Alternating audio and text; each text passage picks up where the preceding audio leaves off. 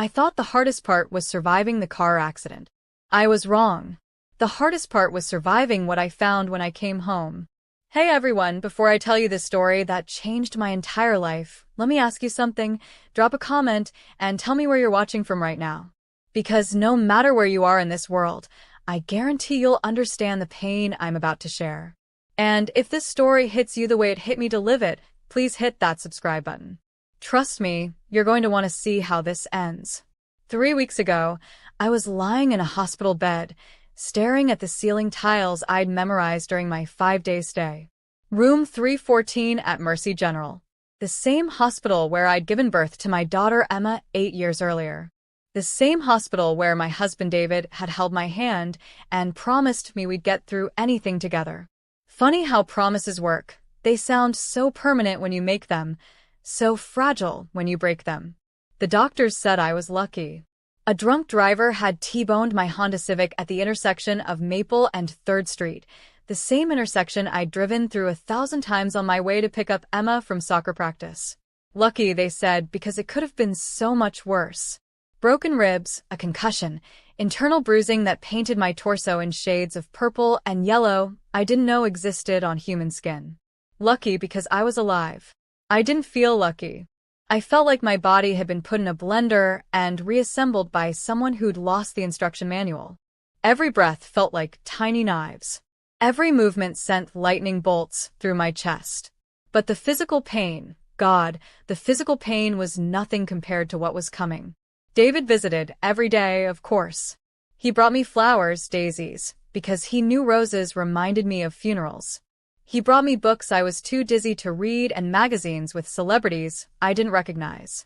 He brought Emma twice, and I watched her try so hard to be brave, her little hands shaking as she colored me a get-well card with purple crayon hearts. "Mommy gets better soon," it said in her careful second-grade handwriting. "When are you coming home, Mom?" she'd asked on Tuesday, her blue eyes so much like David's that it made my chest ache in a different way. "Soon, sweetheart. Very soon." David squeezed my hand. "The doctor said probably Friday, right, babe? Just 2 more days."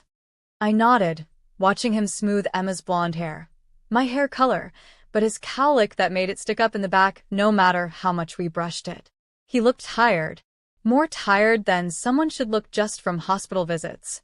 His usually pristine button-down shirts were wrinkled. His hair, usually perfectly styled for his job at the accounting firm, looked like he'd been running his hands through it. "You should get some rest," I told him Wednesday evening. "You look exhausted." He kissed my forehead and I caught a scent I didn't recognize. Something floral and light. Not my perfume. But pain medication makes you paranoid, right? Makes you imagine things that aren't there. "I'm fine, Sarah.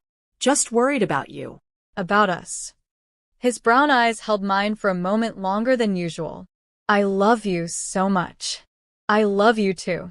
The words felt automatic. Natural. The way they had for the 12 years we'd been together. 8 of them married.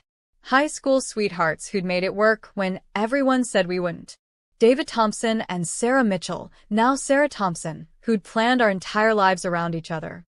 White picket fence in suburban Connecticut. 2-car garage. Emma's swing set in the backyard. The American dream in a 2,400 square foot colonial with blue shutters. Thursday morning, Dr. Rodriguez came in with news that should have made me happy. My CT scan showed the swelling in my brain had reduced faster than expected. My ribs were healing well. I could go home Thursday evening instead of Friday morning. "That's wonderful news, Mrs. Thompson. You can surprise your family." A surprise. Yes, that's exactly what it would be. I called David's phone to tell him, but it went straight to voicemail. Called again an hour later. Voicemail. By noon, I figured he was in meetings. David's phone was always dying or on silent during work. It had been a running joke between us for years. Mr. Unreachable, I used to call him. The joke wasn't funny anymore. I asked the nurse to try calling our house phone. No answer. David was probably at work, Emma at school. I'd surprise them both. Pack up my wilted daisies and the stack of magazines I'd never opened, and go home to my family a day early. The Uber driver was chatty. Asked me about my injuries, told me about his own car accident 3 years prior. I made appropriate responses, but my mind was elsewhere. I was thinking about sleeping in my own bed, about hugging Emma without tubes and wires in the way, about feeling normal again. It was 3:47 p.m. when we pulled into my driveway. I remember the time because I'd been checking my phone obsessively, waiting for David to call me back. The house looked exactly the same as it had 6 days ago. Red brick, white columns, Emma's chalk drawings still fading on the sidewalk. Home. I paid the driver and struggled up the front steps, my ribs screaming with each movement. The prescription bottle of painkillers rattled in my purse, but I'd been trying to take them less frequently. I wanted to be clear-headed when I saw my family. I should have taken the pills. The front door was unlocked, which struck me as odd. David was obsessive about security, always double-checking locks and setting the alarm. But maybe he'd been rushing to get to work, distracted by worry about me. I pushed the door open and stepped into our foyer, breathing in the familiar scent of our home. Vanilla candles and the faint smell of Emma's strawberry shampoo. "David? I'm home," I called out, my voice echoing through the house. No answer. Emma would still be at school for another hour. David should have been at work, but his silver BMW was in the garage. I'd seen it when the Uber pulled in. Maybe he'd come home for lunch and decided to work from the home office. I set down my hospital bag and started toward the kitchen, planning to make myself some tea before surprising him. That's when I heard it. A sound that made my blood freeze in my veins. Laughter. Female laughter. Coming from upstairs. Not Emma's laugh. Emma was 8 years old and giggled like wind chimes. This was a woman's laugh, low and throaty and intimate in a way that made my stomach clench. I stood at the bottom of our staircase, gripping the banister with both hands, and listened to my husband's voice mixing with another woman's in our bedroom. Our bedroom, where we'd conceived Emma. Where we'd whispered secrets and dreams and promises in the dark. The rational part of my brain tried to come up with explanations. Maybe it was his sister Jennifer. Maybe there was some work emergency, and a female colleague had come over. Maybe I was still concussed and hearing things. But my body knew the truth before my mind caught up. My hands were shaking. My heart was pounding so hard I could feel it in my throat. The physical pain from my accident faded to background noise, overwhelmed by something much worse. I climbed those stairs one at a time, each step feeling like walking to my own execution. The laughter got clearer. David's voice, saying words I couldn't quite make out but recognized in tone. The same tone he'd used with me in the early years of our marriage, when we couldn't keep our hands off each other. The bedroom door was slightly open. Just a crack, but enough. Enough to see my husband of 8 years in our bed. The bed I'd picked out, with a blue comforter I'd chosen, on the sheets I'd washed and folded 100 times, with a woman I didn't recognize. Blonde hair, younger than me, legs tangled in our wedding quilt. I should have screamed. I should have stormed in and demanded explanations. I should have thrown things and cried and made them know I was there. Instead, I smiled. Not because I was happy. God, no. I smiled because something inside me broke so completely that my face didn't know how to arrange itself anymore. I smiled because the alternative was to collapse right there in the hallway and never get up again. I turned around, walked back down the stairs, picked up my hospital bag, and left my house without making a sound. But here's the thing nobody tells you about betrayal. It doesn't just break your heart. It wakes something up inside you that you didn't know existed. Something cold and calculating and patient. Something that knows exactly how to wait for the perfect moment to strike back. I drove around for 3 hours before I could even think straight. My hands were shaking so badly, I had to pull over twice. Once in the parking lot of the grocery store where David and I did our weekly shopping, where we'd argue good-naturedly about whether to buy name-brand cereal or generic. Once outside Emma's elementary school, where I sat in my car and watched other mothers pick up their children, looking so normal, so unbroken. I kept replaying what I'd seen, trying to make sense of it. The woman was young, maybe mid-20s, with the kind of effortless beauty that comes from good genes and expensive skincare. She had been laughing at something David said, her head thrown back, completely comfortable in my space, in my bed, in my life. How long had this been going on? Days? Weeks? Months? The questions hit me like physical blows. Had she been there while I was in the hospital? Had they been together in our bed while I was lying unconscious, fighting for my life? Had David kissed her goodbye before coming to visit me, still smelling like her perfume? That floral scent I'd noticed. It hadn't been my imagination. I needed answers, but more than that, I needed a plan. Because the woman who'd walked up those stairs an hour ago was dead. In her place was someone harder, someone who understood that nice girls who trust their husbands and believe in fairy tale endings get left broken on bedroom floors. I drove to the Marriott downtown and checked into a room on the 7th floor. Paid with the credit card David didn't monitor, the one I'd kept from before we were married, the one I used for Emma's birthday presents and Christmas gifts. Some instinct I didn't even know I had told me to pay cash for everything from now on. The hotel room was generic and impersonal, exactly what I needed. Beige walls, forgettable art, a view of the parking garage. I sat on the bed and forced myself to think logically. David would expect me home Friday morning. That gave me less than 18 hours to figure out what came next. I could confront him directly, demand explanations, suggest counseling. I could pack my things and leave, find a lawyer, file for divorce. I could pretend I'd never seen anything and try to save my marriage. Or I could do something else entirely. I opened my laptop and started researching. Private investigators in Connecticut. Divorce lawyers. Child custody laws. I made notes in a composition book I'd bought in the hotel gift shop, writing in the careful script Emma had inherited from me. By 6 p.m., my phone was buzzing nonstop. David, wondering where I was. The hospital, asking if I'd made it home safely. I turned the phone off and ordered room service, soup I couldn't taste and bread I couldn't swallow. I needed information before I made any decisions. I needed to know exactly what I was dealing with. How long the affair had been going on, whether there had been others, whether our entire marriage had been a lie or just the recent months of it. Most importantly, I needed to know who she was. The next morning, I was parked across the street from our house by 7 a.m., wearing sunglasses and a baseball cap I'd bought in the hotel gift shop. David's routine was predictable. Leave for work at 7:45, stop for coffee at the Starbucks on Elm Street, arrive at the office by 8:15. At 7:43, our front door opened. David came out first, looking harried, checking his phone. He was wearing his lucky tie, the navy one with tiny golds that I'd given him for our 5th anniversary. The tie he wore to important meetings and job interviews. 30 seconds later, she emerged. In daylight, she was even more beautiful than I'd realized. Tall and willowy, wearing clothes that probably cost more than my monthly grocery budget. She moved with the confidence of someone who'd never been betrayed, never had her world pulled out from under her. They kissed goodbye at his car. Not a quick peck, but a real kiss, the kind that made my stomach turn. Then she got into a red Mercedes convertible and drove away while David headed in the opposite direction toward his office. I followed her.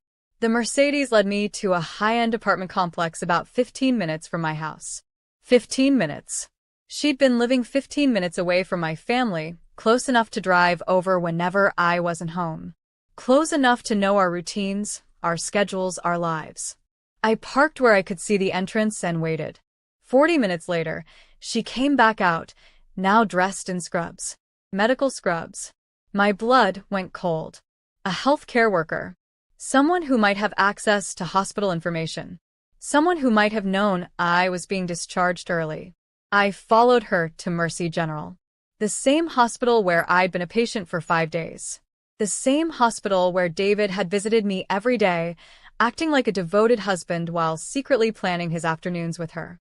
She worked there. She worked at the hospital where I'd been treated. The pieces started falling into place with sickening clarity. David's phone always going to voicemail.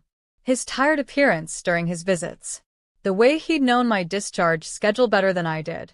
He hadn't been getting information from my doctors. He'd been getting it from her.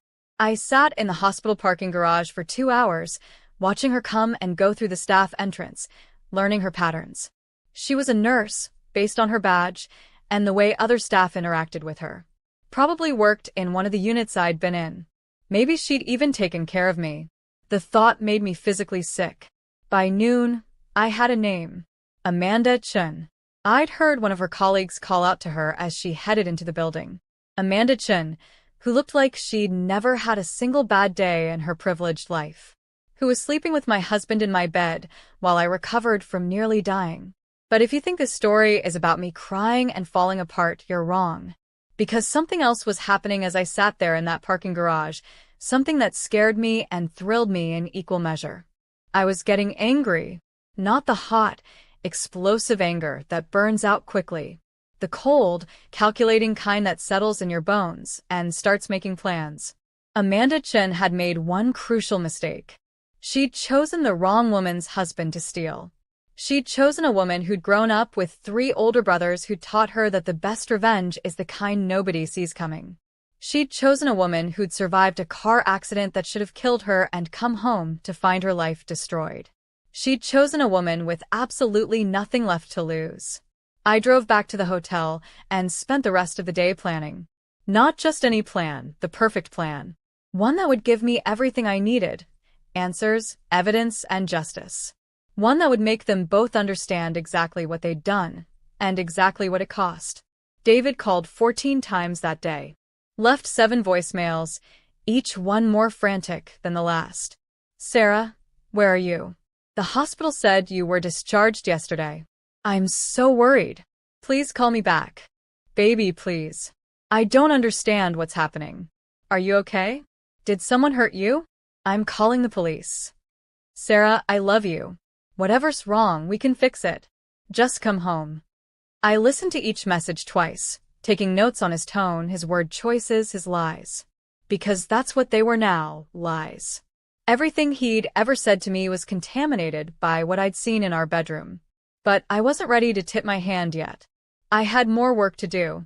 That evening, I finally called him back. Sarah? Oh my God. Where are you? I've been out of my mind with worry. His voice was raw with what sounded like genuine emotion. I'm at my sister's house in Boston. I lied smoothly. I felt dizzy when I got home, and she drove down to get me. I wanted to spend a few extra days recovering. But why didn't you answer your phone? I thought something terrible had happened. My phone died, and I forgot my charger. I'm sorry I scared you. Relief flooded his voice. It's okay, baby. I'm just glad you're safe. When are you coming home? Tomorrow evening. I miss you. Another lie. But lies were easier now than I'd expected them to be. I miss you too. Emma's been asking about you nonstop. She made you another card. Emma. My heart clenched. Through all of this, I had to remember Emma. She didn't deserve to be hurt by her parents' mistakes. Whatever happened next, I had to protect her. Give her a kiss for me. I love you both. Love you too, Sarah. Drive safely tomorrow. I hung up and stared at myself in the hotel mirror. The woman looking back at me was a stranger. Same brown hair, same green eyes, same small scar on my chin from falling off my bike when I was 7. But something fundamental had changed. Something that could never be unchanged. Tomorrow, I would go home and pretend everything was normal. I would kiss my husband and hug my daughter and make dinner and help with homework. I would be the perfect wife and mother while I gathered the evidence I needed. And then, when the time was right, I would destroy them both. I went home the next evening and gave an Oscar-worthy performance. Daddy, Mommy's home. Emma launched herself at me the moment I walked through the door, her small arms wrapping around my waist with a kind of pure joy that made my chest tighten. For a moment, holding my daughter, I almost forgot about the betrayal eating away at my insides. Almost. David appeared behind her, his face a mask of relief and concern. Sarah, thank God. I was so worried. He pulled me into a careful hug, mindful of my still healing ribs, and I let him. I even hugged him back, breathing in the scent of his cologne mixed with something else. Her perfume, probably. I'm sorry I scared you, I said, looking directly into his eyes. I just needed some time with my sister. If you've ever had to lie to someone you love, really lie, not just a white lie about liking their haircut, you know how it feels. like swallowing glass, like breathing underwater. But I was getting good at it. Emma insisted on showing me everything I'd missed during my extra day away. The math test she'd gotten an A+ on, the friendship bracelet she'd made me in art class, the loose tooth that was finally ready to come out. Normal 8-year-old things that felt surreal against the backdrop of my shattered world. David ordered Chinese takeout, my favorite from Golden Dragon, the same place we'd been ordering from for years. We ate at our kitchen table like we had hundreds of times before. Emma chattered about school, David asked about my sister, and I played the role of recovering wife and mother. "How are you feeling?" "Really?" David asked after Emma had gone upstairs to brush her teeth. "Tired. Sore. But better." I reached across the table and took his hand. "Thank you for taking such good care of everything while I was gone." His fingers squeezed mine. "You don't have to thank me, Sarah. You're my wife. I love you." The words should have meant something. Should have comforted me or made me angry or something. Instead, they just felt hollow. Like sounds without meaning. "I love you too."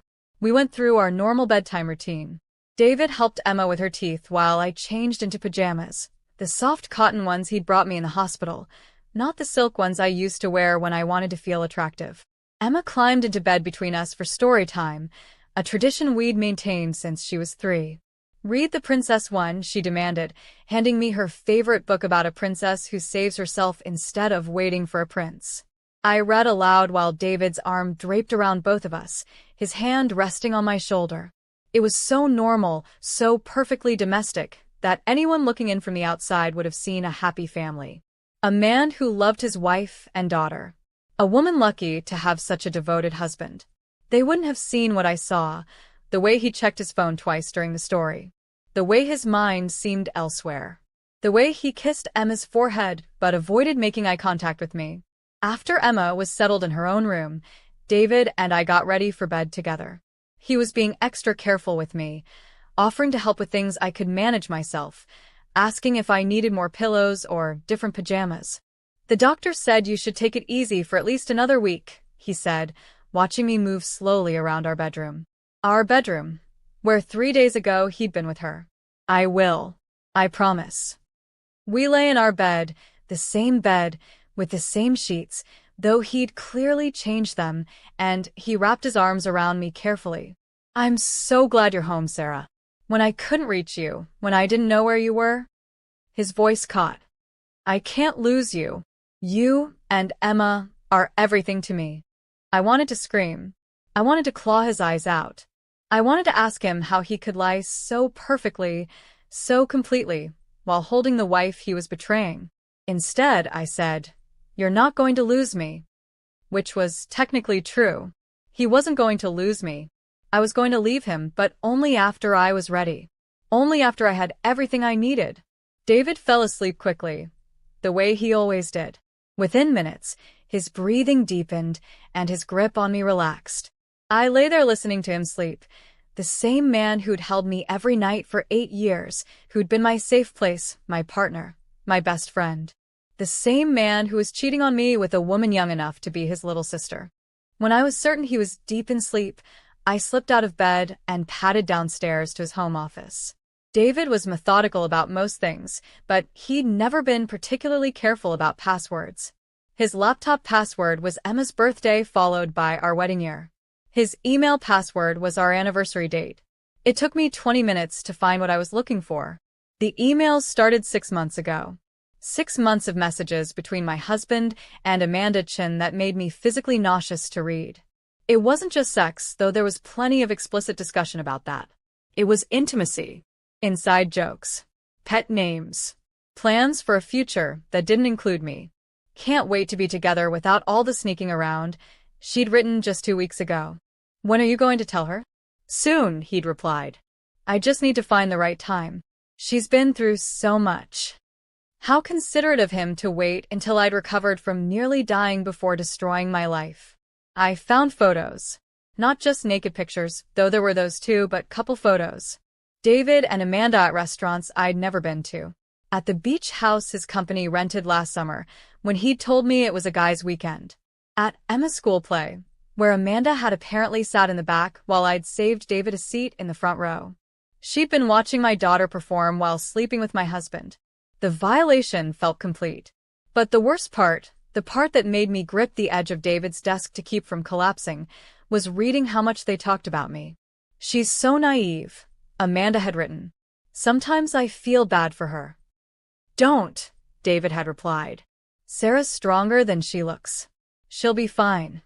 They discussed my work schedule, my friendships, my habits.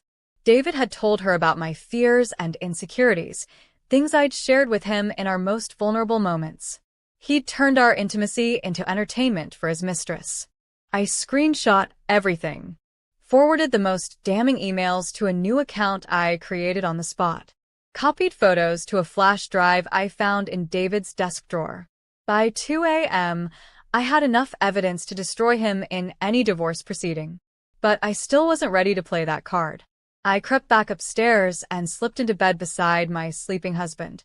He stirred slightly, pulling me closer in his sleep, murmuring something that sounded like, "Love you." I stared at the ceiling and planned my next moves. The following days fell into a routine that would have looked normal to anyone watching. I drove Emma to school and picked her up. I went to physical therapy appointments for my injuries.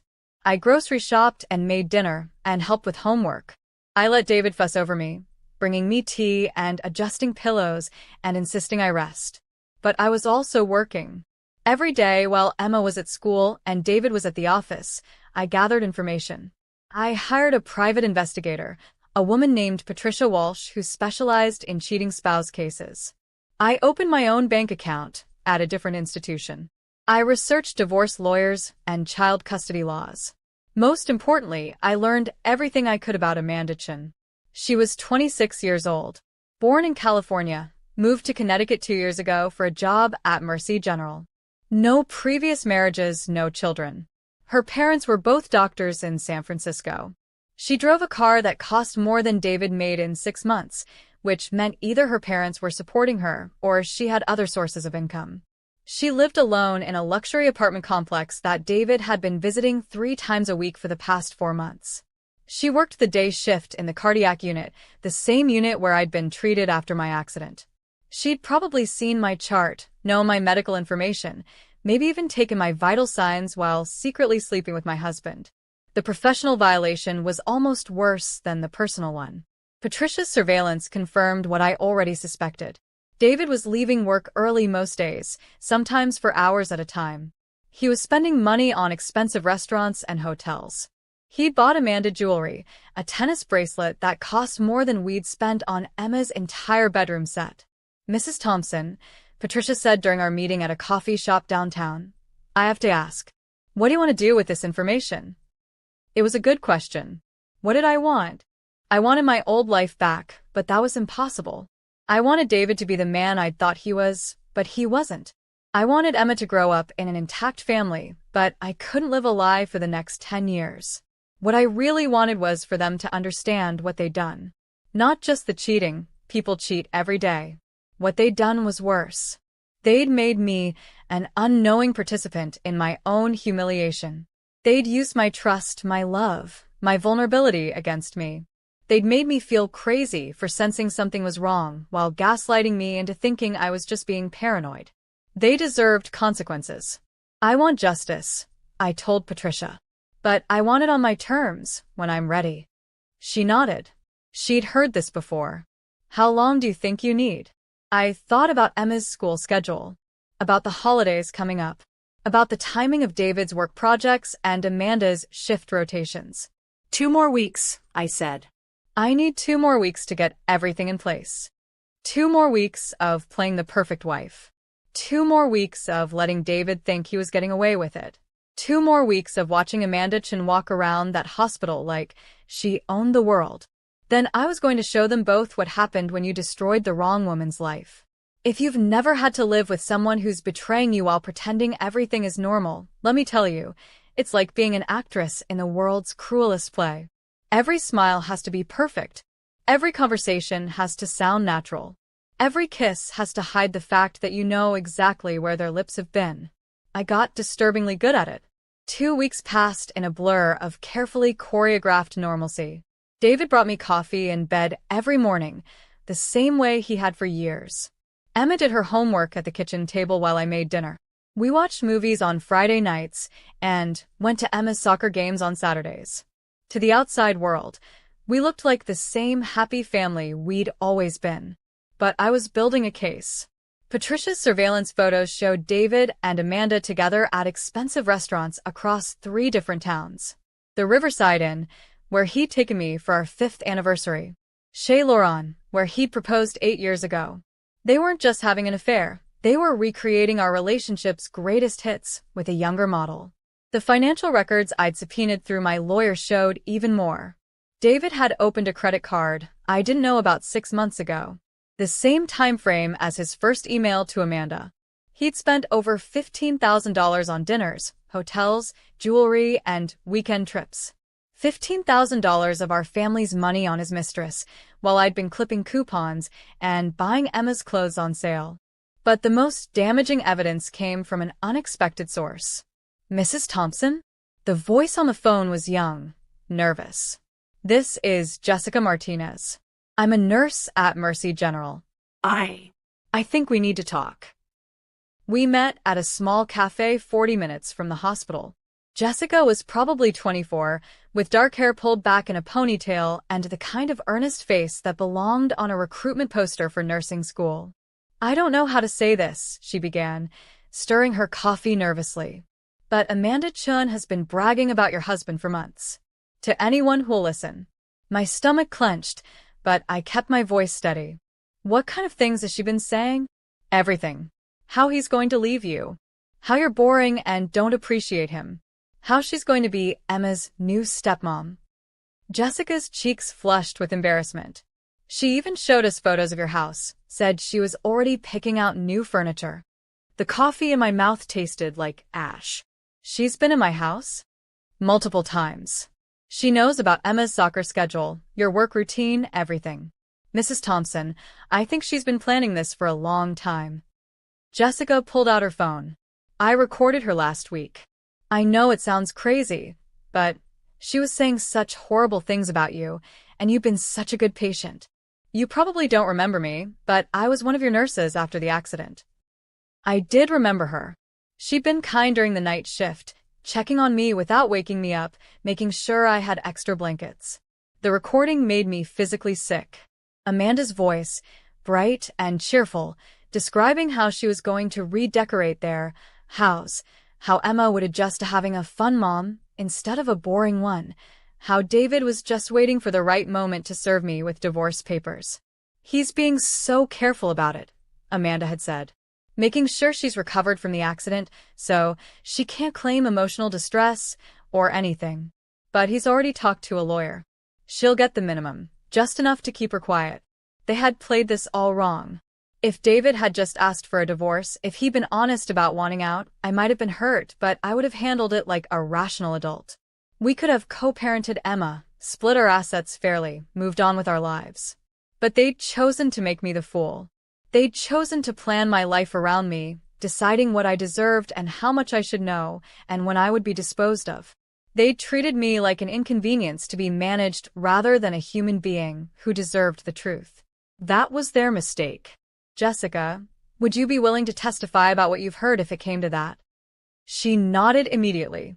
Amanda's been harassing other staff too, trying to get information about patients she's not assigned to. Administration doesn't know, but they should. I hugged her before we parted ways. Thank you for telling me. You have no idea what this means. That night, David was particularly attentive. He'd picked up Thai food from our favorite restaurant and rented the romantic comedy I'd mentioned wanting to see. You seem different lately, he said as we cleaned up after dinner. Happier. More like yourself. I almost laughed. I was different. I was someone who knew exactly what her husband was doing behind her back. Someone who had a plan and the evidence to execute it. Someone who was finally, for the first time in months, in control of her own life. I guess I'm finally healing, I said, and it was true. Just not the kind of healing he meant. Emma went to bed early, tired from soccer practice. David, and I settled onto the couch to watch the movie, his arm around me, his hand stroking my hair the way he used to when we were dating. Sarah, he said during a quiet moment in the film, I want you to know how much you mean to me. How much our family means to me. I looked up at him, this man I'd loved for 12 years, and felt nothing but pity. I know, David. I feel the same way about family.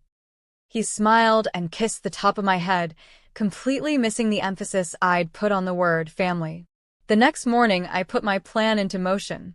I called David's office at 10 a.m., just as I knew he'd be leaving for his daily rendezvous with Amanda.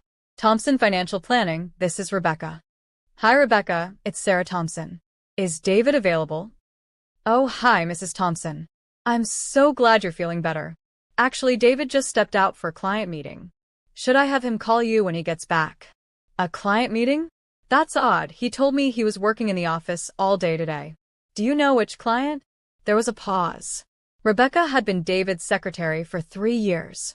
She knew his schedule better than he did, and she was terrible at lying. I'm not sure of the details. Maybe it was a last-minute thing? Of course. Just have him call me when he's free. I hung up, knowing exactly what I needed to know. Rebecca was covering for him, which meant this had been going on long enough for David to have arranged alibis at work. His affair wasn't just personal, it was affecting his professional life too. At 11:15, I called Mercy General. Cardiac unit, this is Lisa. Hi, I'm trying to reach Amanda Chen. Is she working today? She called in sick this morning. Can I take a message? Sick, right. Sick with whatever David was giving her, at whatever hotel they were meeting at today. I drove to Amanda's apartment complex and parked where I could see her red Mercedes. Sure enough, David's BMW was there too, parked 3 spaces away like they were trying to be discreet. I sat there for 2 hours, taking photos with the zoom lens Patricia had lent me. David leaving first, looking around carefully before getting in his car. Amanda following 20 minutes later, no doubt thinking they were being so clever with their timing. They had no idea they were being watched. No idea that every lie was being documented. No idea that their perfect plan was about to implode spectacularly. That afternoon, I made the appointment that would change everything. Law Offices of Catherine Morrison. How may I help you? I'd like to schedule a consultation regarding a divorce case. It's complicated. Catherine Morrison was exactly who I needed. 50-something, sharp as a razor, with a reputation for destroying cheating husbands in court. She'd represented the mayor's wife in a messy divorce 2 years earlier and walked away with 70% of his assets. Mrs. Thompson, I've reviewed the materials you sent over. This is quite a collection of evidence. We were sitting in her corner office, overlooking downtown Hartford. Catherine had spread my documentation across her massive oak desk. Photos, financial records, email printouts, phone records, witness statements. Your husband has been remarkably careless, she continued. Most cheating spouses try to cover their tracks. He's left a trail a blind person could follow. What are my options? With this evidence? Practically anything you want. Connecticut is a no-fault divorce state, but adultery still matters when it comes to asset division and alimony. The financial infidelity alone, spending marital assets on his mistress, could get you a significant advantage. She leaned back in her chair. The question is, what do you want the outcome to be? I'd been thinking about that for weeks. What did I really want? I want primary custody of Emma. I want him to understand that actions have consequences. And I want to make sure this Amanda Chen learns that there's a cost to destroying someone else's family. Catherine smiled. It wasn't a pleasant expression. I can work with that. When do you want to file? Not yet. There's something else I need to do first. Mrs. Thompson, I have to advise you against any kind of confrontation. It could hurt your case. It's not a confrontation. It's closure. I left Catherine's office with divorce papers drafted but not filed, custody agreements drawn up but not submitted. Everything was ready. All I needed was the perfect moment to light the fuse. That evening, David came home with flowers. Roses this time, not daisies. Either he'd forgotten which flowers I actually liked, or he was getting his women confused. These are beautiful, I said, accepting his kiss and breathing in the scent of Amanda's perfume still clinging to his shirt. What's the occasion? Do I need an occasion to bring my beautiful wife flowers? Yes, I thought. You do. Because you've never brought me spontaneous flowers in 8 years of marriage. You've only brought me flowers when you felt guilty about something. You're sweet, I said instead. Emma ran into the kitchen, still in her school uniform. Daddy brought flowers. Are we celebrating something? Just celebrating having the two most important women in my life, David said, scooping Emma into a hug. I watched him with our daughter. This man who was planning to abandon us both for a woman young enough to be his little sister, and felt something cold settle in my chest. Not anger this time. Something much more dangerous. Certainty. That night, after Emma was asleep and David was in the shower, I made the call that would set everything in motion. Patricia? It's Sarah Thompson. Are you still watching them tomorrow? Yes, they have their regular Thursday lunch at the Riverside Inn. Perfect. I need you to do something for me. I told her my plan. She was quiet for a long moment. Mrs. Thompson, are you sure about this? Once we do this, there's no going back. I looked around my kitchen, at Emma's drawings on the refrigerator, at the family photo from our vacation last summer, at the life I'd built with a man who was systematically destroying it behind my back. I'm sure. Tomorrow is the perfect day. Why tomorrow specifically? I smiled, and even I could hear how different it sounded. How final. Because tomorrow is our 8th wedding anniversary. And I can't think of a better day to remind my husband what for better or worse actually means. Our 8th wedding anniversary dawned gray and drizzly, which felt appropriate for what I was about to do. David woke up extra early to make me breakfast in bed, something he hadn't done in years. Pancakes with fresh berries, coffee in the good china cup, orange juice in a wine glass to make it fancy. He'd even put one of the roses from yesterday's bouquet in a small vase on the tray. Happy anniversary, beautiful, he said, settling beside me on the bed as I pretended to be surprised and delighted. David, this is so sweet. You didn't have to do all this. 8 years ago today, you made me the happiest man alive. I wanted to start today right. 8 years ago, I'd walked down the aisle of St. Mary's Church in a dress my mother had saved for 2 years to buy, believing I was marrying my soulmate. David had cried when he saw me, actual tears of joy that made my own makeup run. We'd written our own vows, promising to be faithful, honest, and true to each other no matter what life brought. He'd meant those words then. I was sure of it, which somehow made what he was doing now even worse. I have something special planned for tonight, he said, stroking my hair. I made reservations at Chez Laurent. 7 o'clock. Chez Laurent, the same restaurant where he'd taken Amanda just 2 weeks ago, according to Patricia's surveillance photos.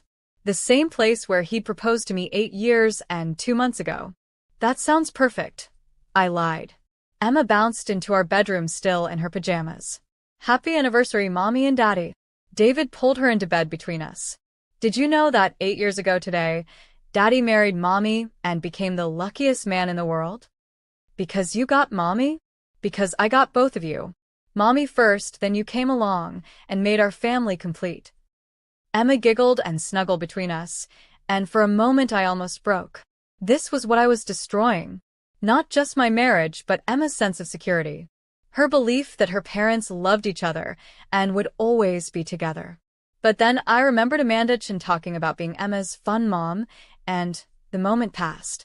David had already destroyed our family. I was just making sure everyone else knew about it. After David left for work, kissing me goodbye and promising tonight would be special, I put the final pieces of my plan into motion. Patricia? Are they at the restaurant yet? Just sat down. Corner booth, just like last time. She's wearing a red dress that probably costs more than my car. Perfect. And you have the envelope. Right here. Sarah, are you absolutely sure about this? I looked at myself in the hallway mirror. I was wearing jeans and Emma's old soccer jersey, my hair in a messy ponytail. I looked like exactly what I was, a tired wife and mother whose world had been turned upside down. Tonight, I would look different. Tonight, I would look like a woman who knew exactly what she was worth. I'm sure. Give me 30 minutes, then deliver it. I spent the morning getting ready for the performance of my lifetime. Hair appointment at 1 p.m., the works. Cut, color, styling. The kind of glossy perfection I usually reserved for special occasions. Manicure and pedicure at 3 p.m. in a deep red that matched the lipstick I'd bought specifically for tonight. Shopping at 4 p.m. for a dress that would make David remember exactly what he was giving up. Black, form-fitting, elegant, but devastating. The kind of dress that made men stop talking mid-sentence. By 6 p.m., I looked like a different person. Not the recovering accident victim or the tired mother or the naive wife. I looked like a woman who could destroy someone with a smile. Emma was spending the night at my sister's house, a sleepover I'd arranged weeks ago. I dropped her off at 6:30, kissing her goodbye and promising to pick her up first thing in the morning. "You look really pretty, Mommy," she said, admiring my dress. Thank you, sweetheart. "Daddy and I are celebrating our anniversary. Are you going somewhere fancy?" "Very fancy." She hugged me extra tight. "I love you, Mommy." "I love you too, Emma. More than you'll ever know." I drove to Chez Laurent with the divorce papers in my purse and Patricia's photographs in an envelope on the passenger seat. My hands weren't shaking anymore. I felt calm, focused, ready. David was already there when I arrived, sitting at our usual table by the window. He'd changed from his work clothes into the navy suit I'd bought him last Christmas, the one that made his eyes look bluer. He stood up when he saw me, his face lighting up in genuine admiration. "Sarah, you look... wow. You look incredible." "Thank you." I let him pull out my chair and kiss my cheek, breathing in his cologne and the faint scent that was always there now, her perfume, woven into the fabric of our lives. "I ordered champagne," he said, settling across from me. "The good stuff. Dom Perignon 2012. The same champagne we'd had at our wedding reception. The same champagne he'd shared with Amanda Chen at this very restaurant 2 weeks ago. "To 8 amazing years," David said, raising his glass. "To 8 years," I agreed, clinking my glass against his and taking a sip of champagne that tasted like ashes. We ordered dinner, the salmon for me, the steak for him, the same meals we always ordered here.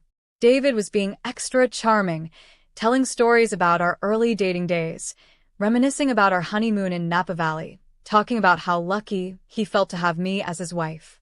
If I didn't know better, I would have believed him. He was that good at lying. "Sarah, there's something I want to say," he began as our main courses arrived. "I know this year has been hard on you. The accident, the recovery, everything you've been through. But watching you handle it all with such grace and strength, it's reminded me why I fell in love with you in the first place." I cut a piece of salmon and chewed slowly, giving myself time to respond without screaming. "That means a lot, David. I want you to know that no matter what happens in our lives, no matter what challenges we face, I'm committed to us, to our family, to making this marriage work." The irony was so thick I could have cut it with my butter knife. "I feel the same way," I said. "Marriage is about commitment, about honesty, about keeping the promises you make." He nodded earnestly. Exactly. The vows we took 8 years ago, they weren't just words. They were a sacred promise. "For better or worse," I said quietly. "For better or worse," he agreed. That's when I saw Patricia enter the restaurant. She walked calmly to the bar, ordered a drink, and sat where she had a clear view of our table. She nodded almost imperceptibly in my direction. It was time. "David," I said, setting down my fork and looking directly into his eyes. "I have something for you. An anniversary gift." His face brightened. "Sarah, you didn't have to get me anything. This dinner is perfect. I insist." I reached into my purse and pulled out the envelope Patricia had prepared. "Open it." He took the envelope with a confused smile, probably expecting concert tickets or a weekend getaway reservation. His expression changed as soon as he saw the first photograph. David and Amanda, kissing outside her apartment building. David and Amanda, holding hands at the beach house. David and Amanda in our bed. His face went through a series of transformations: confusion, recognition, shock, panic. The color drained from his cheeks as he flipped through photo after photo of his secret life. Sarah, I can explain. Can you? Because I'd love to hear you explain how you can explain cheating on your wife for 6 months. How you can explain spending our family's money on your mistress. How you can explain bringing another woman into our bed while I was lying unconscious in a hospital. Other diners were starting to stare. David's voice dropped to a whisper. Please, not here. Let's go home and talk about this. No, David. We're going to talk about this right here, right now. At the same table where you brought her 2 weeks ago. At the same restaurant where you proposed to me 8 years ago. His hands were shaking now. How long have you known? I've known since the day I came home from the hospital and found you with her in our bed. I've known for 3 weeks, David. 3 weeks of watching you lie to my face. 3 weeks of letting you play the devoted husband while you plan to leave me for a woman young enough to be your daughter. Sarah, please. I love you. This thing with Amanda, it doesn't mean anything. Doesn't mean anything? You've been planning to divorce me. You've been letting her pick out furniture for her house. You've been telling her she'll be Emma's new mother. His eyes widened. How do you know about everything? Because unlike you, I'm actually good at keeping secrets. Unlike you, when I make a plan, I execute it properly. I reached into my purse again and pulled out the divorce papers. Happy anniversary, David. You're being served. The look on his face was everything I'd hoped for and nothing I'd expected. Not anger or defiance, but pure, devastating shock. Like he genuinely believed he was smarter than me. Like he thought he could control the narrative forever. Sarah, you don't understand. I was going to tell you. When? After you'd hidden more money? After you'd convinced more people that I was the problem? After you'd made sure Amanda was settled into her role as my replacement. I stood up, my champagne untouched, my salmon barely eaten. Every eye in the restaurant was on us, but I didn't care. Let them stare. Let them see what happened when you betrayed the wrong woman. The papers are self-explanatory. I'm filing for divorce on grounds of adultery. I'm seeking primary custody of Emma and half of all marital assets, including reimbursement for every penny you spent on your mistress. Your behavior has been documented, David. Photographed. Recorded. Witnessed by multiple people. You can't do this. Emma needs her father.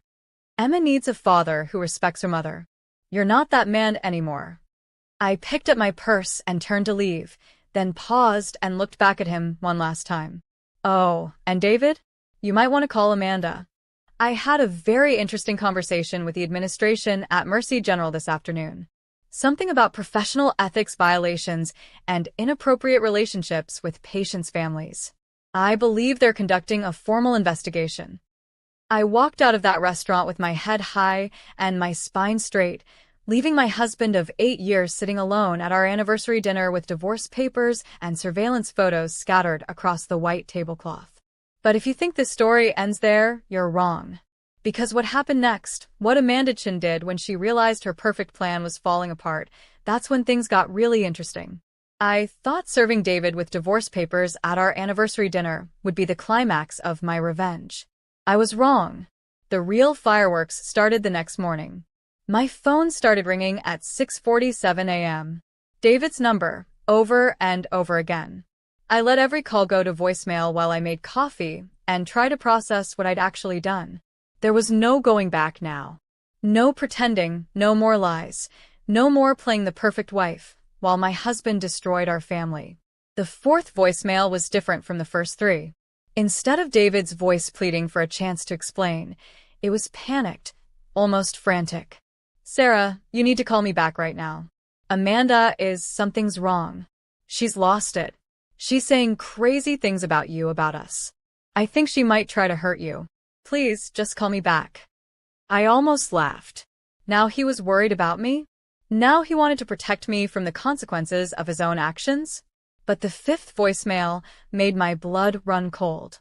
She knows where Emma goes to school, Sarah. She knows Emma's schedule. I'm so sorry, I never thought. Please call me. Emma.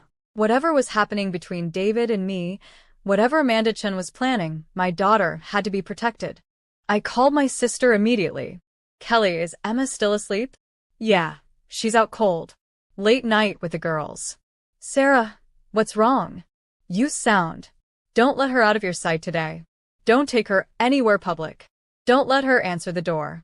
If anyone asks about her or tries to contact her, you call the police immediately. Sarah, you're scaring me. What's going on? I'll explain everything later. Just promise me you'll keep her safe. I promise. But Sarah. I hung up and immediately called Detective Martinez, the officer who'd handled my car accident case. If Amanda Chen was making threats, I wanted them documented. But when I tried to call David back, his phone went straight to voicemail. Either he'd turned it off, or something had happened to him. That's when the doorbell rang. I looked through the peephole and saw her. Amanda Chen, standing on my front porch at 7:30 in the morning, looking nothing like the composed, beautiful woman I'd been watching for weeks. Her hair was disheveled, her makeup smeared, her red dress from last night wrinkled, like she'd slept in it. She looked unhinged. I didn't open the door. Instead, I called out through it. What do you want, Amanda? I want to talk to you, Sarah. Woman to woman. We have nothing to talk about.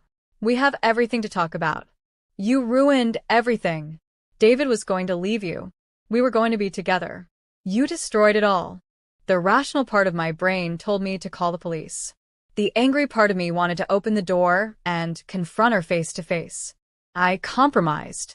I opened the door but left the chain lock engaged, so I could see her through the gap, but she couldn't get inside. Up close, she looked even worse. Her eyes were red from crying, her hands were shaking, and there was something manic in her expression that made me very glad there was a locked door between us. You want to talk? Let's talk, I said. Let's talk about how you've been sleeping with my husband for 6 months. Let's talk about how you used your position at the hospital to spy on me. Let's talk about how you were planning to steal my life. I wasn't stealing anything. David doesn't love you anymore. He hasn't loved you for years. I was giving him what you couldn't, youth, excitement, passion. Everything you're too old and boring to provide. Each word was meant to cut, and 6 months ago they would have. 6 months ago, I would have taken them personally, wondered if they were true, questioned my worth as a wife and woman. Now they just made me pity her.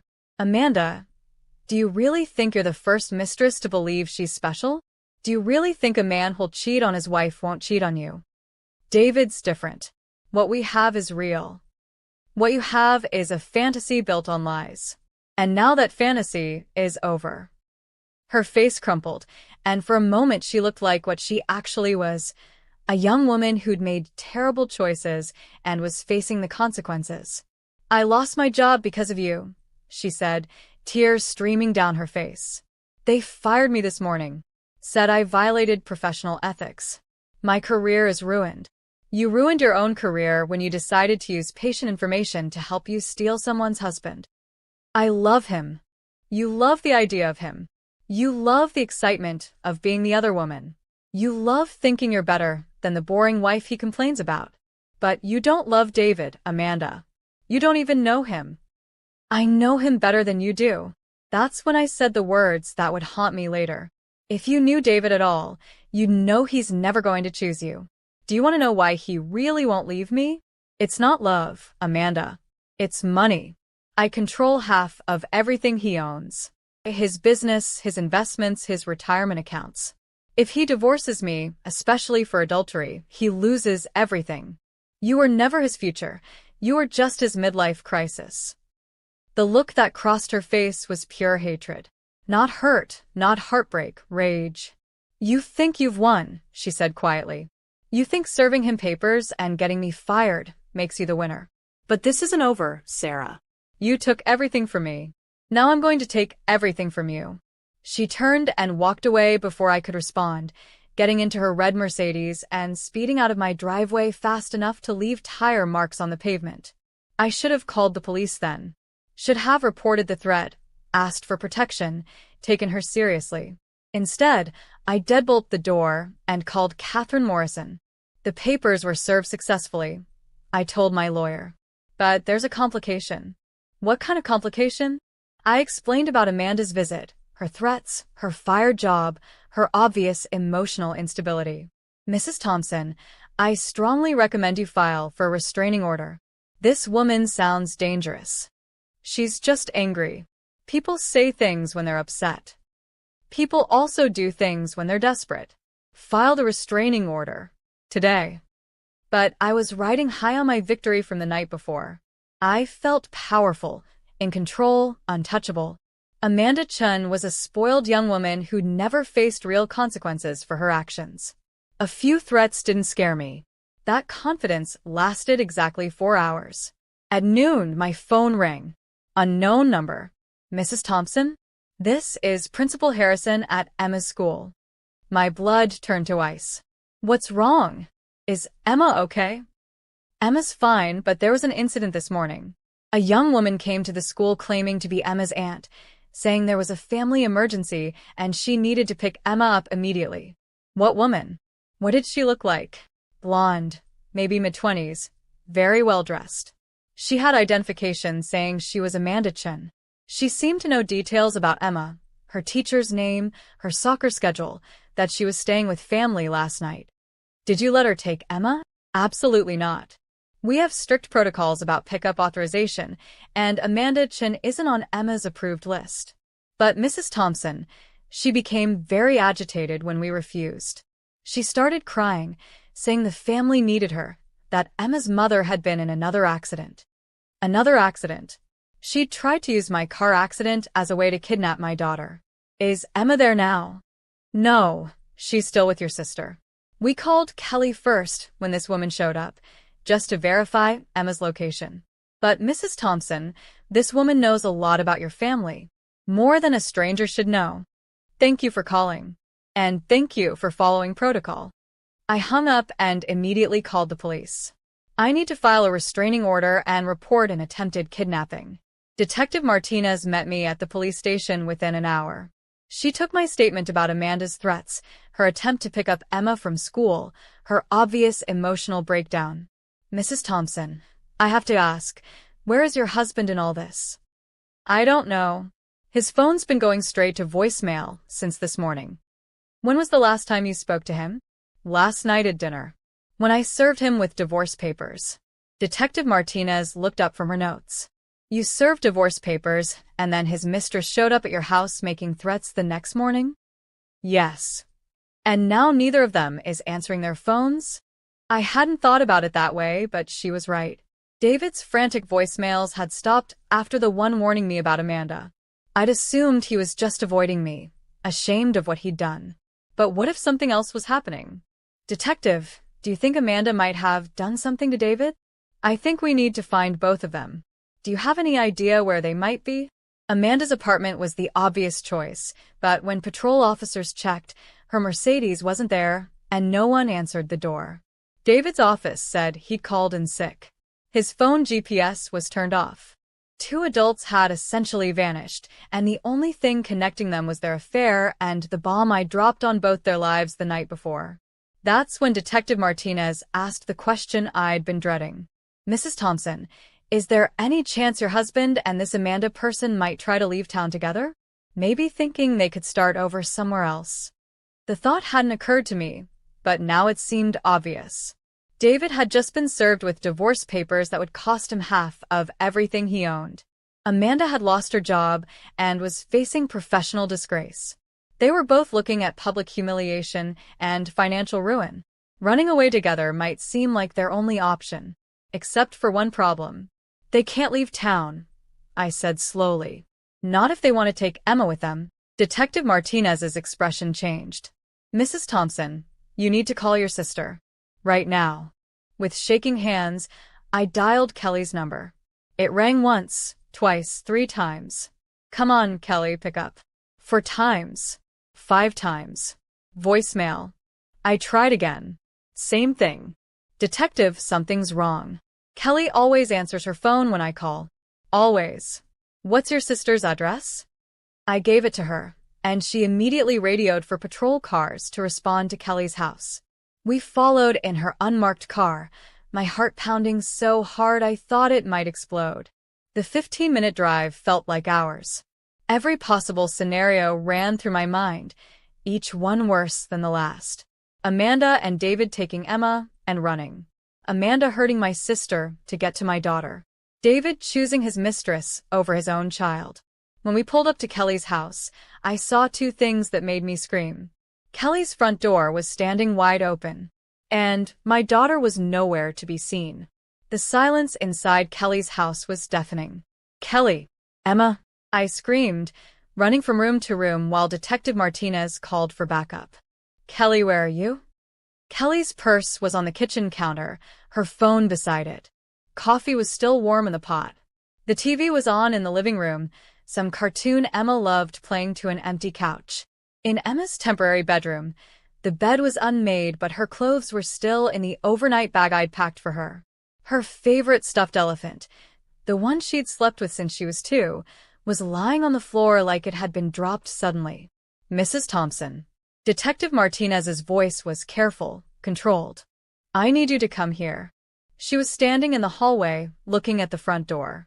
Now that I wasn't panicking, I could see what she saw. The door hadn't been forced open. The deadbolt wasn't broken. The chain wasn't damaged. Someone had opened it from the inside. "Your sister knew whoever took them," Detective Martinez said quietly. "That doesn't make sense. Kelly's never met Amanda, and she barely knows David. Think, Mrs. Thompson. Who would your sister open the door for? Who would she trust enough to let inside when she was protecting Emma?" The answer hit me like a physical blow. David. Kelly had always liked David. Even after I'd told her about the affair this morning, she would have opened the door if he'd come asking about Emma. She would have trusted him because he was Emma's father, because she'd known him for 8 years, because she never imagined he'd hurt his own daughter. "He took them both," I whispered. "He took Kelly and Emma." We don't know that yet. But I did know. Deep in my gut, with the certainty that comes from finally seeing clearly, I knew that David had made a choice. Faced with losing everything, he decided to take Emma and run. And Kelly had been in the way. My phone buzzed. Text message from a number I didn't recognize. "If you want to see Emma again, you'll do exactly what I say." I showed the phone to Detective Martinez. She immediately began tracing the number while I stared at those words, my hands shaking so badly I could barely hold the phone. Another message: "Come alone to 1247 Industrial Drive, Warehouse 6. No police. No lawyers. No tricks. If I see anyone but you, Emma disappears forever." Then a photo that made my legs give out. Emma, sitting in what looked like an empty warehouse, her face streaked with tears, her hands bound with rope. She was clutching her stuffed elephant, the one that had been on Kelly's bedroom floor. Alive but terrified. "We need to trace this location," Detective Martinez said, but I was already heading for the door. "Mrs. Thompson, stop. You cannot go there alone. That's my daughter. And walking into that warehouse alone is exactly how you get both of you killed." They said no police. "If they see you, they'll hurt Emma. They're going to hurt Emma anyway. And you. This is a classic kidnapping scenario, Mrs. Thompson. They get you isolated, then they have all the leverage." She was right, and I knew it. But the photo of Emma's terrified face had triggered every maternal instinct I possessed. Logic didn't matter. Strategy didn't matter. Only getting my daughter back mattered. "Detective, I'm going. You can arrest me or you can help me, but I'm going." She stared at me for a long moment. "Give me 5 minutes to call for tactical support." No. "They'll see the backup and Emma will pay for it." "Then give me this, take a wire. Let us at least hear what's happening." I nodded, and she fitted me with a small transmitter while explaining the tactical team would stay back, monitor from a distance, move in only if things went wrong. The drive to Industrial Drive took 20 minutes. 20 minutes of imagining every horrible possibility, of replaying every decision that had led to this moment. If I hadn't confronted David at the restaurant, if I hadn't goaded Amanda at my front door, if I'd taken the threat seriously and called the police immediately. But there was no time for regrets now. 1247 Industrial Drive was a rundown area near the docks, full of abandoned warehouses and empty lots. Warehouse 6 was at the far end, isolated from the others, with broken windows and weeds growing through cracks in the concrete. David's BMW was parked outside. I sat in my car for a moment, trying to prepare myself for whatever I was about to face. The husband I'd loved for 8 years had kidnapped our daughter. The man who'd read bedtime stories and taught Emma to ride her bike had tied her up in an abandoned warehouse. How had I gotten it so wrong? How had I missed that David was capable of this? My phone buzzed. Get out of the car and walk to the side door. Hands visible. No sudden movements. I followed the instructions, my heart pounding so loud I was sure they could hear it from inside the building. The side door was unlocked. I pushed it open and stepped into darkness. Close the door behind you. David's voice, coming from somewhere in the shadows. I closed the door and waited for my eyes to adjust. The warehouse was mostly empty, just concrete floors and metal beams, and the sound of my own breathing. In the far corner, I could see lights, camping lanterns set up around what looked like a makeshift campsite. Walk toward the lights. Slowly. As I got closer, I could see them. Emma first, sitting on a sleeping bag with her elephant clutched to her chest, her eyes wide with fear but alive, unharmed. Relief flooded through me so powerfully, I almost collapsed. David was standing beside her, but he looked nothing like the man I'd married. His hair was disheveled, his clothes wrinkled, his eyes wild with something I'd never seen before. Desperation, maybe. Or madness. "Where's Kelly?" I asked. He gestured to another sleeping bag where my sister was lying motionless, her hands zip-tied behind her back, a piece of duct tape over her mouth. She was breathing, but unconscious. "What did you do to her?" "Just something to keep her quiet. She'll be fine if you cooperate." "David, what is this? What are you doing?" "I'm fixing what you broke, Sarah. You destroyed everything. My relationship with Amanda, my career, my reputation. You couldn't just let us be happy." "Happy? You call cheating on your wife and abandoning your daughter happiness?" "You don't understand. What Amanda and I have is real. It's what you and I used to be before we got old and boring and started taking each other for granted." I looked at Emma, whose eyes were fixed on mine. She was trying to be brave, but I could see the terror underneath. My 8-year-old daughter was seeing her father as a monster for the first time. "Daddy's acting scary, Mommy," Emma whispered. "I know, sweetheart. It's going to be okay." "No, it's not going to be okay," David said, and I heard something break in his voice. "Nothing's going to be okay, ever again. Do you know what you've done to me, Sarah? I've lost everything. My job found out about the affair. Rebecca couldn't cover for me anymore after the divorce papers. Amanda got fired because of your investigation. We have nothing left. So you kidnapped our daughter? I'm protecting our daughter. From you, from this mess you've created. Emma doesn't need to see her parents destroy each other in court. She doesn't need to be a pawn in your revenge fantasy. David, you're scaring her. Look at her, she's terrified. She'll understand when she's older. When she sees that I saved her from growing up in a broken home." That's when I realized the full horror of what was happening. David wasn't planning to return Emma. He wasn't planning to negotiate or make demands. He was planning to disappear with her completely. "Where's Amanda? Is she part of this?" His face darkened. "Amanda's gone. She left town this morning after I told her what we had to do. Turns out all her talk about loving me was just words. When it came time to actually sacrifice something for us, she ran." So he was alone. Desperate, abandoned by his mistress, facing the destruction of his life, and clinging to the one thing he thought he could control, Emma. "David, let's think about this rationally. Emma needs stability, not this. She needs her school, her friends, her normal life. Her normal life is over. Thanks to you, her parents are getting divorced. Her father's reputation is ruined. Her mother turned her into a weapon to use against me. I never used Emma as a weapon. You used everything as a weapon. The surveillance, the photos, the timing of the divorce papers. You planned all of it to cause maximum damage. Well, congratulations, Sarah. You won. You destroyed me completely. I didn't destroy you, David. You destroyed yourself when you decided to cheat on your wife and lie to your daughter. Mommy, I want to go home, Emma said in a small voice. David knelt down beside her. We're going home, sweetheart. To a new home, where it's just you and Daddy. What about Mommy? Mommy can't come with us. She's too angry to be part of our family anymore. I watched my daughter's face crumple as she began to understand what was happening. Her father was taking her away from everything she'd ever known, and he was trying to make her believe it was my fault. Emma, look at me, I said carefully.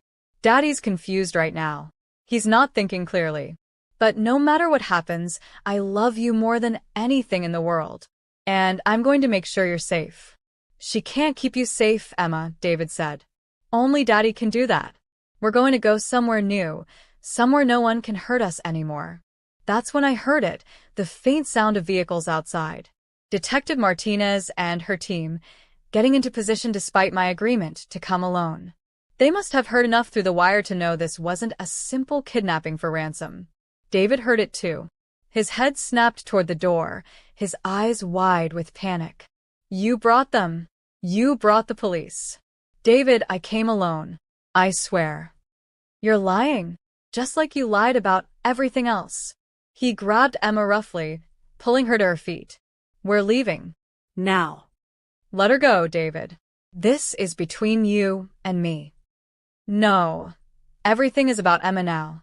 She's the only good thing either of us ever made, and I'm not letting you turn her against me the way you've turned everyone else. He was dragging Emma toward a back exit I hadn't noticed before.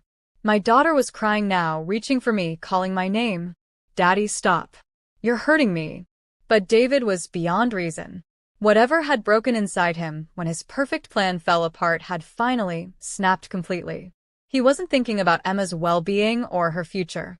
He was thinking about winning, about not letting me have the final victory.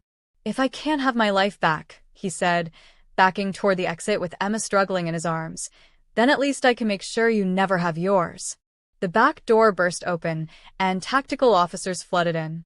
David spun around, still holding Emma, his eyes darting between the exits like a trapped animal. Let the child go. The lead officer's voice boomed through the warehouse. There's nowhere to run. I'm her father. I have a right to take my own daughter. Not like this, you don't. Release the child, and we can talk. David's grip on Emma tightened, and I saw my daughter wince in pain. That's when something inside me snapped too. I'd spent 3 weeks being strategic, patient, careful. I'd planned my revenge methodically, executed it flawlessly, thought through every angle except this one. I hadn't considered that destroying David might turn him into someone willing to hurt our daughter to hurt me. But I was done being careful.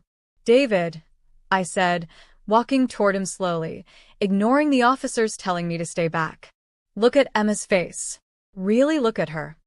Stay away, Sarah. She's terrified. Not of the police, not of me, of you. Her own father.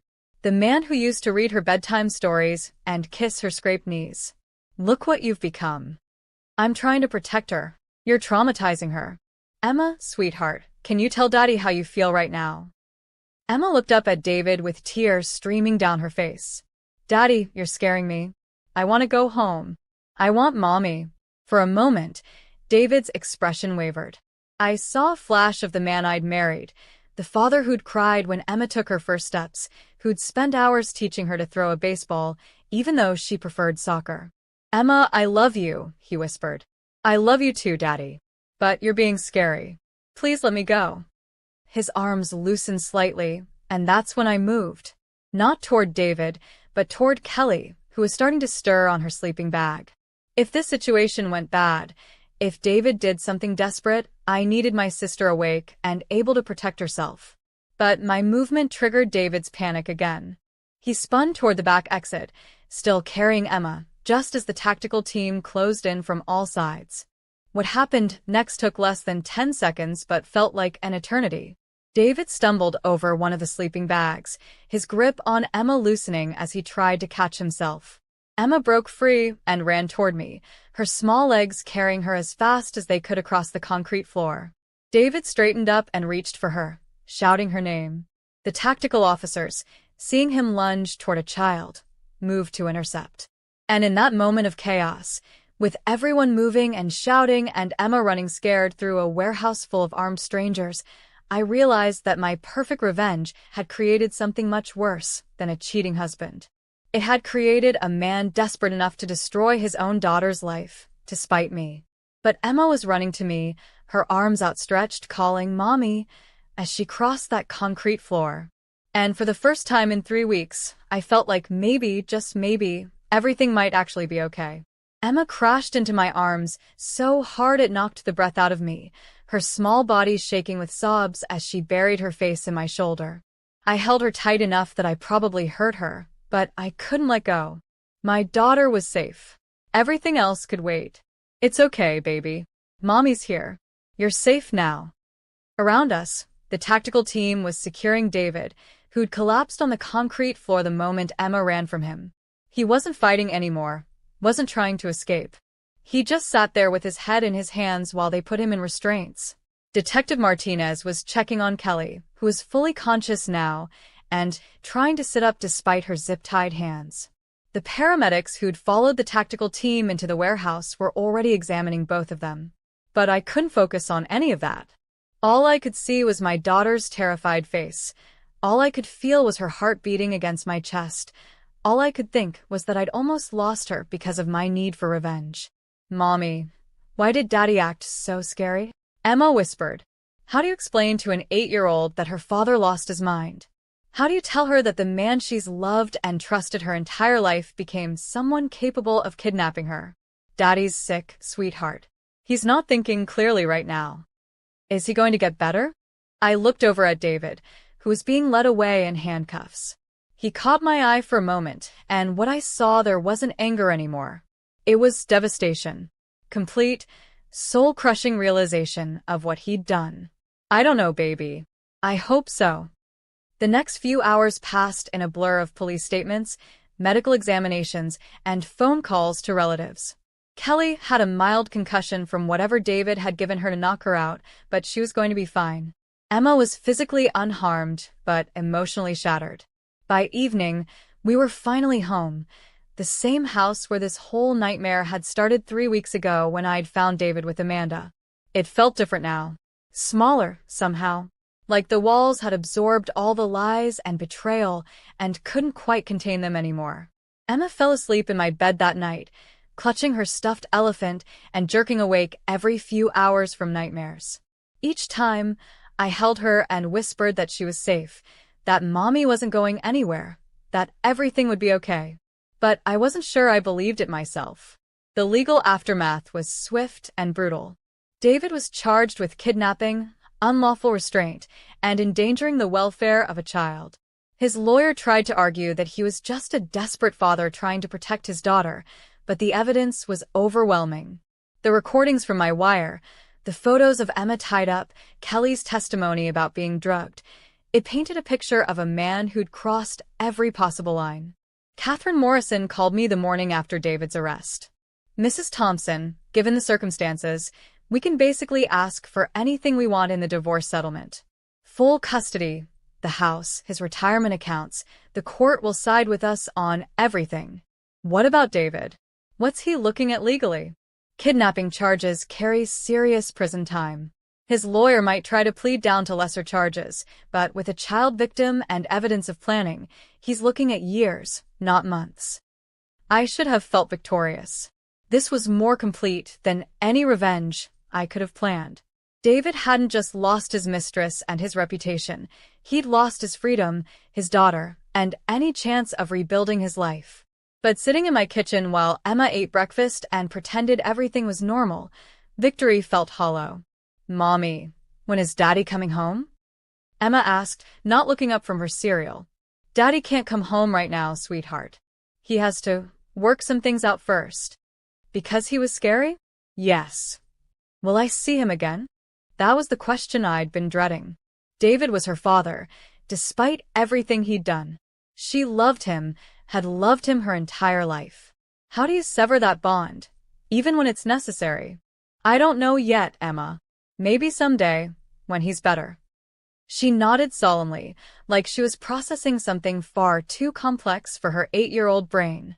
Mommy, why did you and Daddy stop loving each other? The simple, innocent question hit me harder than any of David's lies or Amanda's threats. Because Emma deserved the truth, but how do you explain adult failures to a child? Sometimes grown-ups make mistakes, sweetheart. Really big mistakes that hurt the people they love. Daddy made some mistakes that hurt our family. Did you make mistakes too? Yes, I thought. I made the mistake of choosing revenge over mercy. I made the mistake of prioritizing my own pain over everyone else's healing. I made the mistake of thinking I could control the consequences of my actions. Yes, baby. I made mistakes too. 3 days later, Amanda Chin called me. I almost didn't answer, but something made me pick up the phone. Sarah? It's Amanda. Please don't hang up. Her voice was different. Smaller. The confident, entitled tone was gone, replaced by something that sounded like genuine remorse. What do you want, Amanda? I want to apologize. What David did to Emma, to your sister? I never imagined he was capable of that. If I'd known. You'd have what? Talked him out of it? You were ready to run away with him until things got difficult. You're right. I was a coward. I thought I loved David, but when it came time to face the consequences of what we'd done, I ran. I left him to deal with everything alone, and he broke. There was something in her voice I hadn't expected. Not just guilt, but genuine horror at what had happened. David's in jail because of choices he made, Amanda. Not because you left town. I know that. But Sarah, I need you to know, I never wanted to hurt Emma. I never wanted any of this to go so far. I was selfish and stupid, and I made terrible choices, but I never wanted a child to get hurt. Then why did you threaten to take everything from me? Why did you try to pick Emma up from school? A long pause. I was angry, humiliated. I'd lost my job, my reputation, everything I'd worked for. I wanted to hurt you the way I was hurting, but I never would have actually hurt Emma. I was just lashing out. Amanda, Emma was terrified for hours because of what you and David put her through. She's having nightmares. She's afraid to go to school.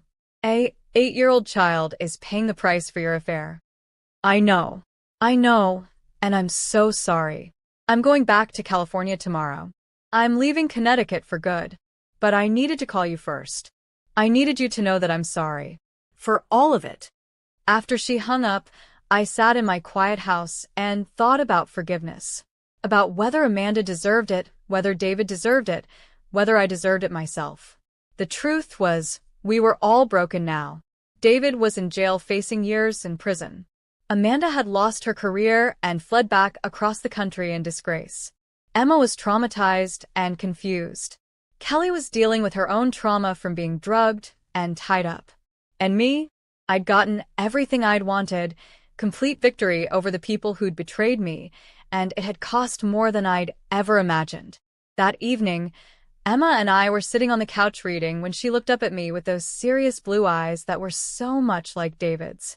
Mommy, do you still love Daddy? The question I'd been asking myself for weeks. I love who Daddy used to be, I said carefully. But the person he became, that person hurt our family very badly. Will our family ever be okay again? I thought about that. Our family, Emma and me, we'd be okay. We'd go to therapy, work through the trauma, build a new life together. Emma would grow up knowing her mother loved her enough to fight for her, protect her, put her safety above everything else. But would we ever be the same? Would Emma ever feel completely secure again? Would she grow up afraid of the people who claimed to love her, waiting for them to reveal their true selves? We'll be different, I told her honestly, but we'll still be a family. Just you and me now. And we'll take care of each other. She snuggled closer to me on the couch.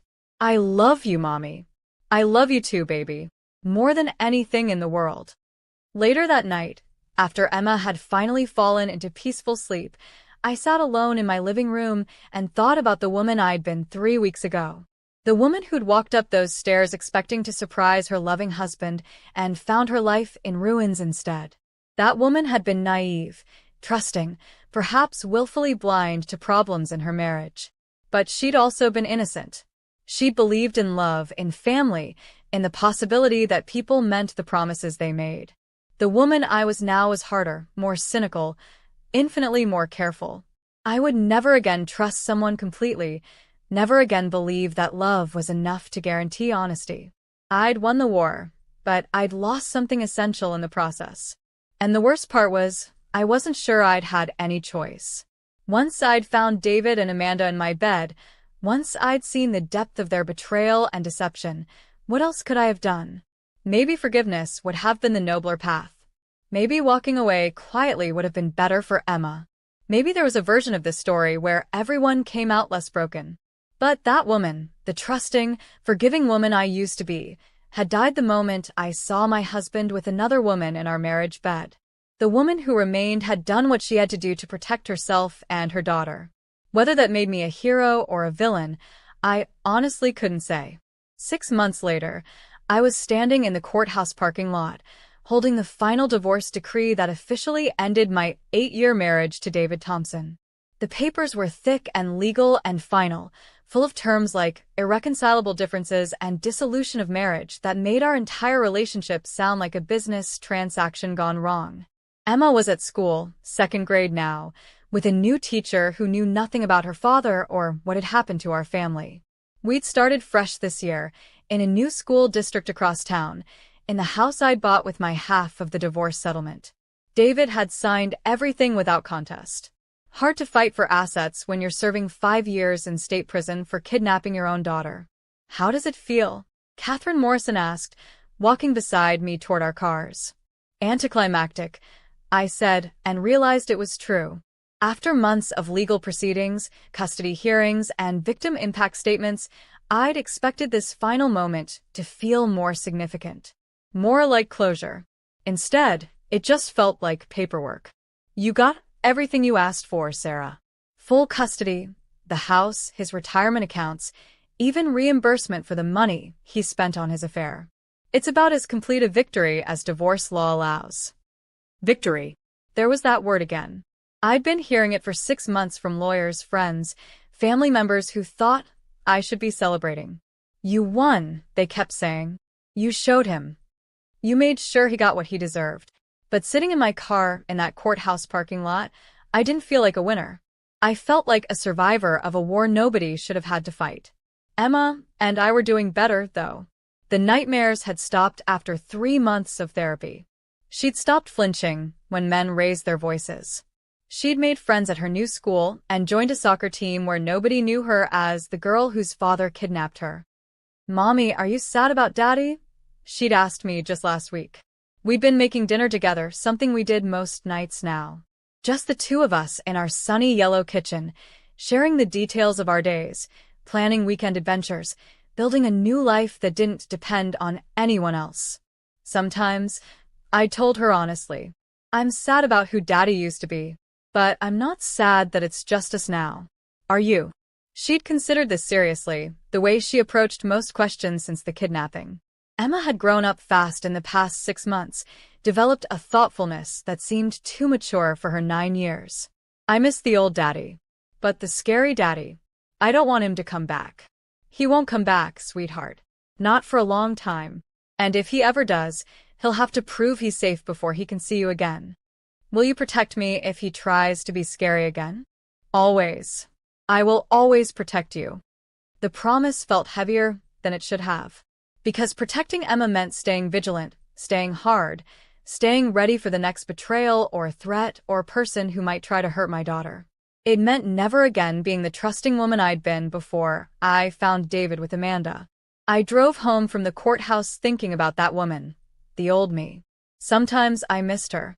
She'd been softer, more open, quicker to laugh and slower to suspect. She believed in fairy tale endings and happily ever after and the basic goodness of people. She'd also been a fool. The new me was different. Stronger, maybe. Certainly more careful. I checked Emma's school pickup list obsessively. I ran background checks on babysitters. I kept extra cash hidden in the house and important documents in a safety deposit box only I could access. I trusted no one completely except Emma, and sometimes I wondered if even that was fair to her. But I'd kept her safe. When David lost his mind and tried to take her away from everything she knew, I'd found her and brought her home.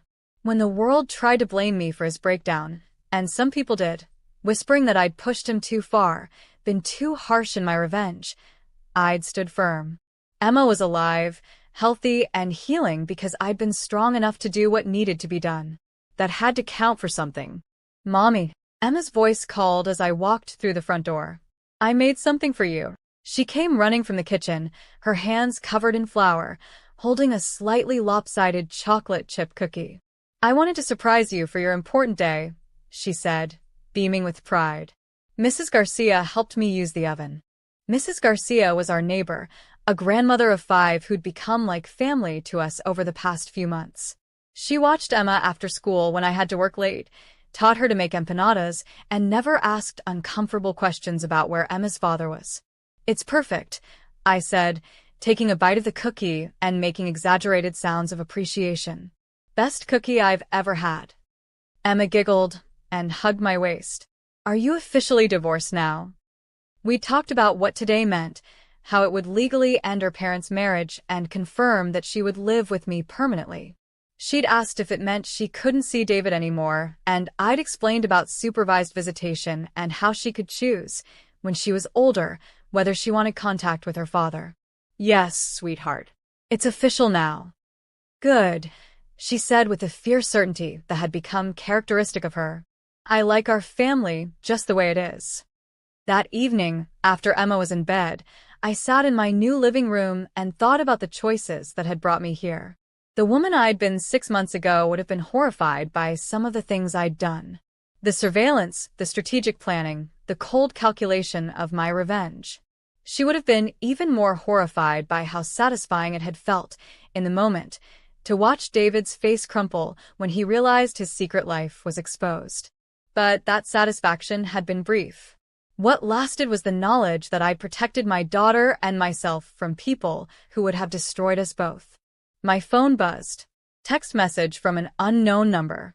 For a moment, my heart rate spiked. Even 6 months later, unexpected messages triggered my fight-or-flight response. But this one wasn't threatening. Hi, Sarah. This is Jessica Martinez from Mercy General. I wanted you to know that Amanda Chen's former supervisor reached out to me today. Apparently, Amanda wrote a letter to the hospital administration taking full responsibility for her actions and recommending policy changes to prevent future violations. She also donated money for staff ethics training. Thought you should know she seems genuinely sorry for everything. I stared at the message for a long time. Amanda Chen trying to make amends 6 months too late. It was something I supposed. An acknowledgement that what she'd done was wrong, an attempt to prevent other families from going through what we had. But it didn't change anything. Emma still had nightmares sometimes. Kelly still jumped at unexpected sounds. I still checked locks twice every night and kept pepper spray in my purse. Sorry didn't undo trauma. I deleted the message without responding. Later that night, I was checking on Emma before going to bed myself when she stirred and opened her eyes. Mommy? Yes, sweetheart. I'm glad you fought for me. The simple statement hit me harder than any legal victory or revenge plot ever had. I'm glad too, baby. When I grow up, if someone tries to hurt my family, I'm going to fight for them too. Just like you did. I kissed her forehead, breathing in the familiar scent of her strawberry shampoo, and realized that maybe that was enough. Maybe raising a daughter who knew her worth, who understood that she deserved to be protected and cherished, who would fight for the people she loved. Maybe that was the real victory. I love you, Emma. Love you too, Mommy. I turned off her light and walked back to my own room, thinking about the woman I'd become. She wasn't the trusting, optimistic person I'd been before. She was harder, more suspicious, quicker to see the worst in people. But she was also fierce, protective, uncompromising when it came to her daughter's safety and well-being. She was someone who'd been tested by betrayal and trauma and had emerged stronger. She was someone who'd learned that sometimes the people who claim to love you are the ones capable of hurting you most deeply. But she was also someone who'd learned that she could survive anything, overcome any obstacle, outlast any enemy who threatened her family. The old Sarah Thompson had believed in fairy tale endings. The new Sarah Thompson knew that sometimes you have to write your own ending, even if it's not the one you'd originally planned. And sometimes, if you're strong enough and smart enough and willing to pay the price, you can make sure that ending includes justice. As I drifted off to sleep in my new house, in my new life, with my daughter safe down the hall, I realized something that would have surprised the woman I used to be. I wasn't sorry for who I'd become. The woman I was now was someone who could protect Emma from anything. Someone who would never again be caught off guard by betrayal. Someone who'd learned that trust must be earned, that love without respect is worthless, and that sometimes the most loving thing you can do is walk away from people who hurt you. I'd lost my marriage, my faith in fairy tales, and my ability to trust completely. But I'd gained something more valuable, the absolute certainty that I could handle whatever life threw at me. And for those of you watching this who've been through something similar, who've had your world turned upside down by someone you trusted, I want you to know something. You're stronger than you think you are. You can survive the betrayal, overcome the pain, and build something better from the ashes of what you've lost. It won't be easy.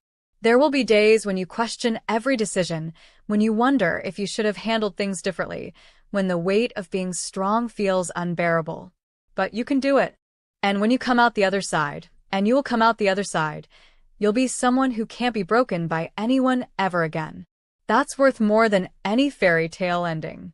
If this story resonated with you, if you're going through something similar, or if you just want to support others who are finding their strength after betrayal, please share this video and let me know in the comments where you're watching from.